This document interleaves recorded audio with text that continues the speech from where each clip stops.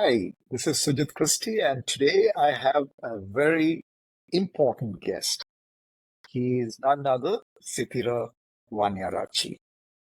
I would say before I actually introduce him to you, I must say that he's been a great friend of mine, a very motivating colleague in the industry. So currently he functions in several roles.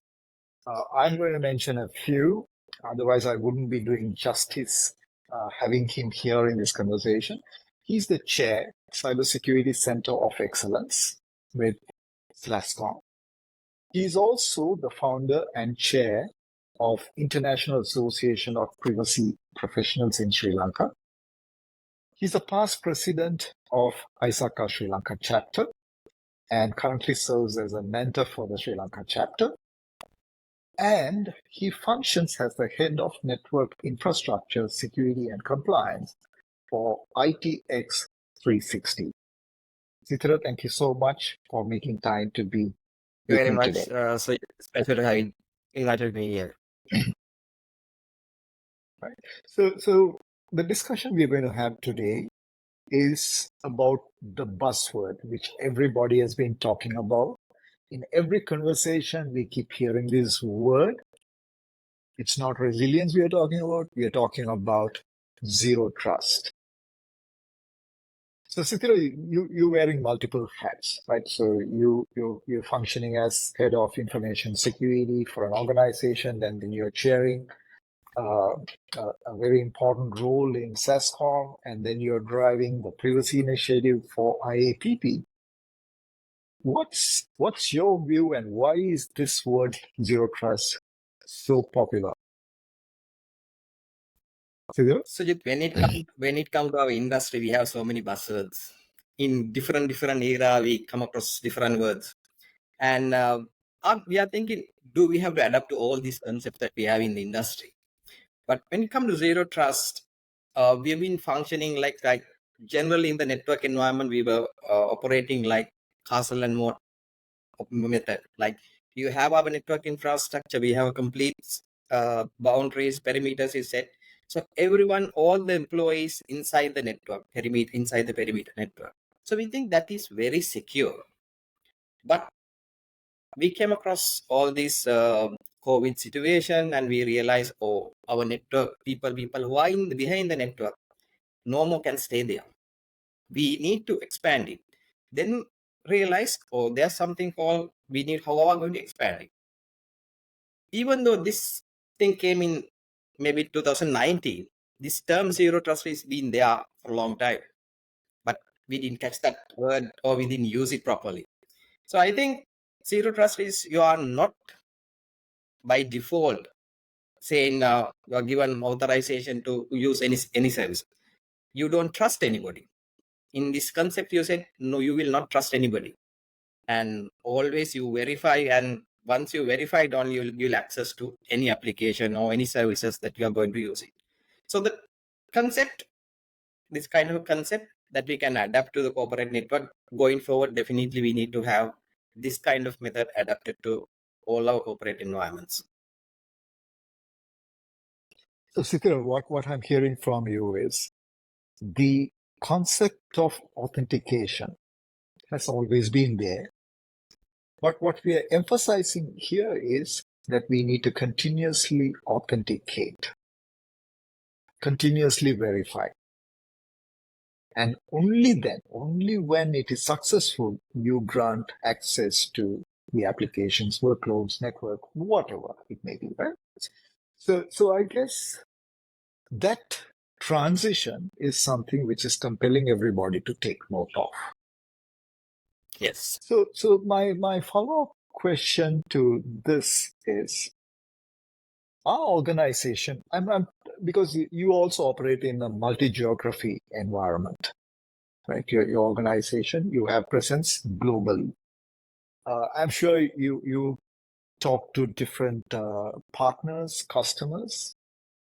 So while we keep hearing globally about zero trust in every conversation, how do you see the adoption of zero trust in Sri Lanka? Are people taking on it, or is just a conversation in the corridor? I think, Sujit? Sujit, like our few people, luckily because of COVID hit, our people also realized we need to change the modes of operating.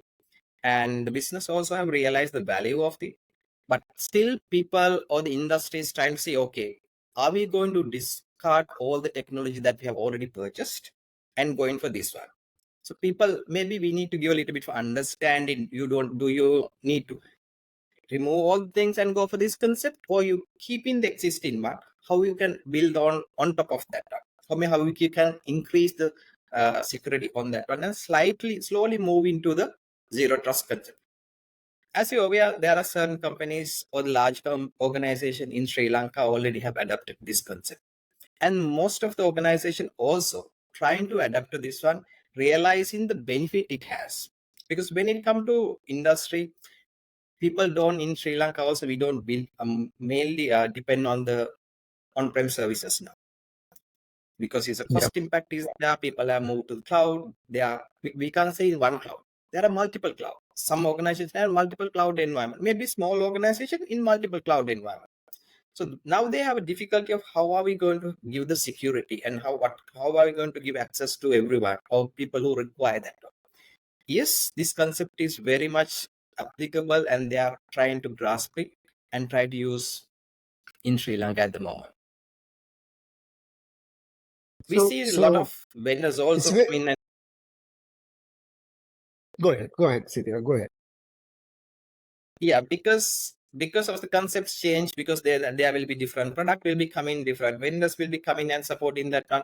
So we see a lot of prominent players in the international market also helping organizations to change that mindset.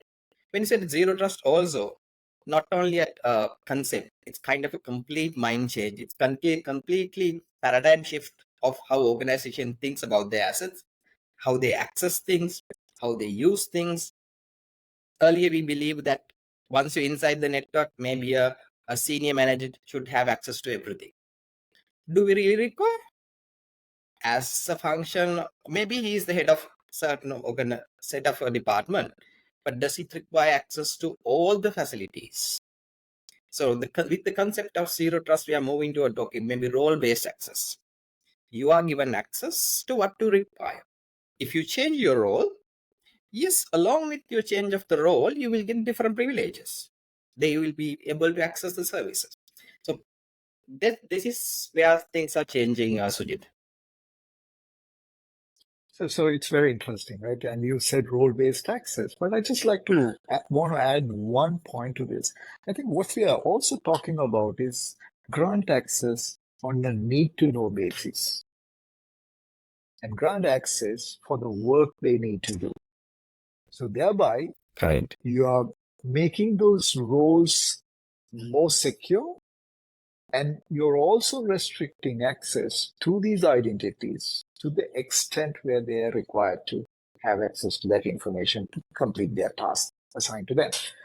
So I guess while the word zero trust is being spoken widely, the concepts which we are talking in terms of least privilege, continuously authenticate, have been in existence for a long time. So it's just that much more wider Exactly. adoption.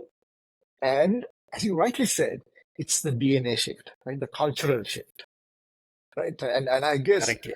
today a lot of people are going to be very anxious when they are told, oh, you can't have access to this. Because traditionally they have had access to everything. Talk about the administrators, right? They had access to everything. Today we are saying, no, you can have access only when you need it. Explain to us why you want to access it. So there's that conversation taking place now. Sithira, I think you're trying to tell me something. Go ahead. Yeah, so just sometimes when you talk about the zero trust and we were talking about these least privileges, give access on role based, someone will say, hey guys, these are the things that we have been doing. We have the certification, we have ISO certification, maybe we have different compliance requirements. This is what we've been doing. So what's the difference now? The difference is you need to reduce the attack surface. we have realized that more open that you have. Example, if I am an executive, I have access to many information. If I get compromised, along with me, a lot of confidential information get exposed. Because of that, the organization in danger. But if I, as a senior executive, I had access to what is required and to function my role, continue my role. But if I get compromised, I'll be compromising a small part of my organizational data. I'm not putting the entire organization in danger. My blast radius or my segmentation for exposure is completely reduced, and it will not impact the entire organization going down. So doing so, you will be reducing a lot of financial cost, reputational damage, all sort of compliance requirements, fines coming with all the regulators, maybe the contracts that you have with the customers. A lot of things can be reduced with this concept. So in essence, what you're saying is minimize the surface which can cause these breaches, thereby you're reducing your risk.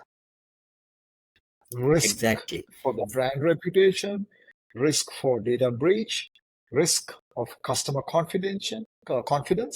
All these can be reduced by adopting the concept of zero trust. Moving on, Sithira. I mean, at the initial stage when I was introducing you, I said you're wearing multiple hats. You get to meet different people from different walks of life. Are people finding it a challenge to implement zero trust? Or is it a walk in the park? Right. What's your view? What we're talking about here, Sujit, is this a technology problem or is it a people problem? So if I had a tool, if a tool can be introduced as a zero trust, if the tool can do the job, it's marvelous, right? This is not a technological problem. Absolutely. What we have to do is, it's a cultural problem. The how we operate, how we think of our situation, how do we think of our data. As Asians or maybe in this continent, do we take really required precautions for our data? Personal data, I would say. If I are not taking any interest to my personal data, how are we going to treat about corporate data? So that we need a cultural shift along with that one. To do that one, technology will definitely come and help us. So when it comes to these three areas, we'll say the people, process, and technology. We start with people. That is the cultural shift that we need to have our mindset to be changed. Look here, yes, we need to change the way that we are operating. Get the technological help and get it implemented. Absolutely. So people are the weakest link as well, right? Exactly. So people need to change, right? Technologies will evolve. So the binding factor is the process. Again, it boils down to the people. So people are responsible to choose the right technology, identify the risk, and treat it accordingly. And processes have to be in place. Right. So I guess you very nicely put it in very simple words. The role of people, the role of technology, and the role of processes. So are there any other challenges, or what would you say to people who are listening to this? Where should they start? I think What would be your they have to recommendation? start. Yes, what I say is, Sujit, they have to look at their internal systems, what they have.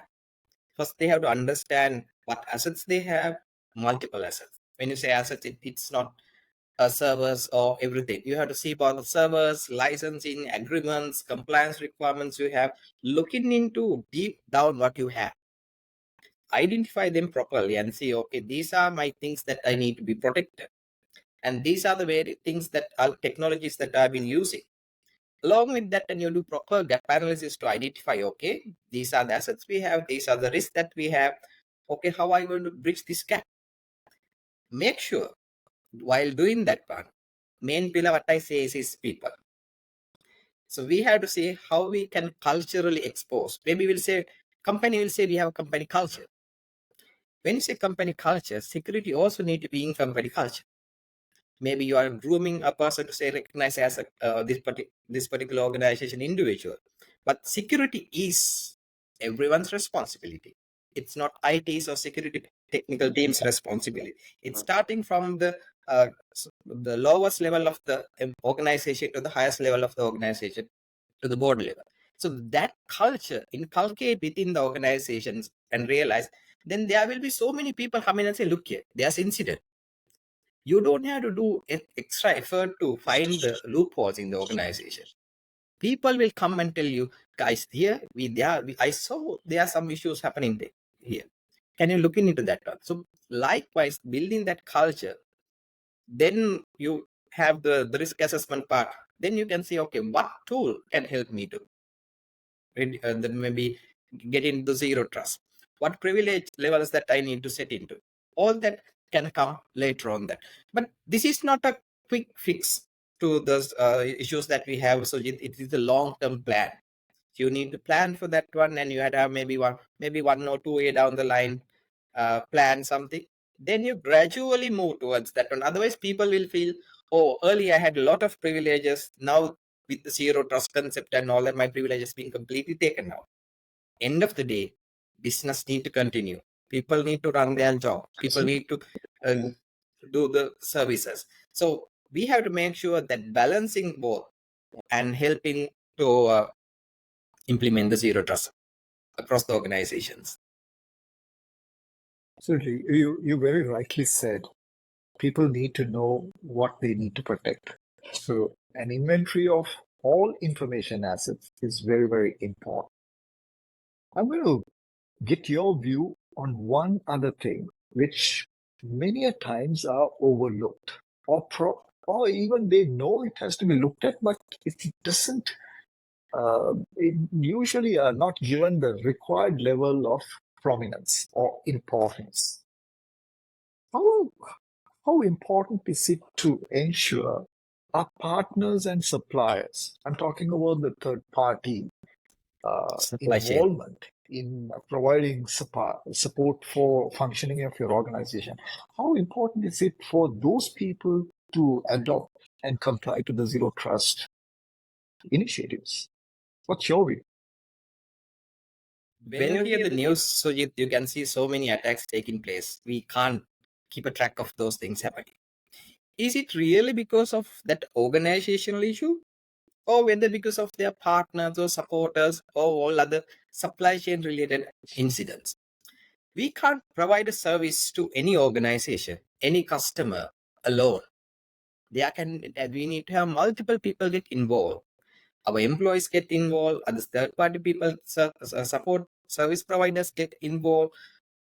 When you're providing the global level service, there can be 10, maybe 20, 30, 100 of customers, maybe a supply chain people get connected. We'll say that we have very good robust system within your organization. We have the culture also, technology also implemented, budget is not an issue. What if the loophole within your maybe supply chain? One of the supplier who's providing main material to your organization has a big loophole. If we have not done the verification, we can say a simple checkbox. I have done the compliance. I have checked whether they have their financial things. They are financially stable company. They have 100 customers. Is that enough? As an organization, you have to go to the maybe supply chain and say, look here, guys, I'm trying to protect you and me and providing service to the customers. I am providing service value addition to you. I have implemented zero trust. Can I extend that to you? Because doing so, I am protecting you, my service as well. So this is a conversation that we need to have and understand and get these suppliers also to adhere to the same level of standard and do kind of a, maybe when you have the agreements with them, include a clause there saying, I have the right to audit with you and see whether you are compliant with my requirements, because I'm providing a service to global customers.